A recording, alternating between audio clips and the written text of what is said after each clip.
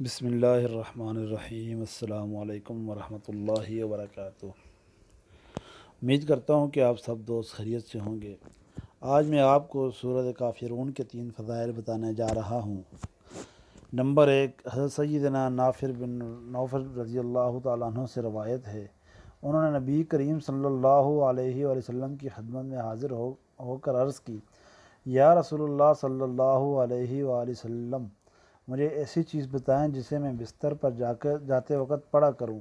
نبی کریم صلی اللہ علیہ وآلہ وسلم نے فرمایا، قل یا ایھا الکافرون، پڑھا کرو، یہ شرک سے برات یعنی آزادی ہے۔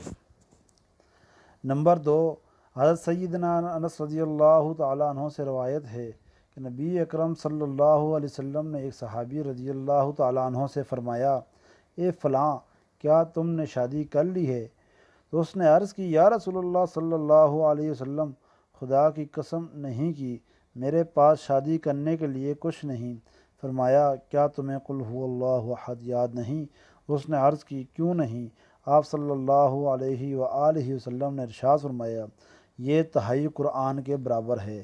پھر فرمایا، کیا تمہیں اذا جاء نصر اللہ والفتح یاد نہیں؟ اس نے عرض کی، کیوں نہیں؟ فرمایا، یہ چوتھائی قرآن کے برابر ہے۔ پھر دریافت فرمایا، کیا تمہیں قل یا ایھا الکافرون یاد نہیں؟ اس نے عرض کی، کیوں نہیں؟ فرمایا، یہ چوتھائی قرآن کے برابر ہے۔ پھر فرمایا، کیا تجھے اذا زلزلت الارض یاد نہیں؟ تو اس نے عرض کی، کیوں نہیں؟ فرمایا، یہ چوتھائی قرآن ہے۔ پھر فرمایا، شادی کر لو، شادی کر لو۔ نمبر 3، حضرت سیدنا ابن عباس رضی اللہ تعالیٰ عنہما سے روایت ہے، نبی اکرم صلی اللہ علیہ وآلہ وسلم نے فرمایا، اذا زلزلت نصف قرآن کے برابر ہے، وقل هو اللہ احد تہائی قرآن کے برابر ہے، اور قل یا ایھا الکافرون چوتھائی قرآن کے برابر ہے۔ اللہ پاک ہم سب کو اس پر عمل کرنے کی توفیق عطا فرمائے۔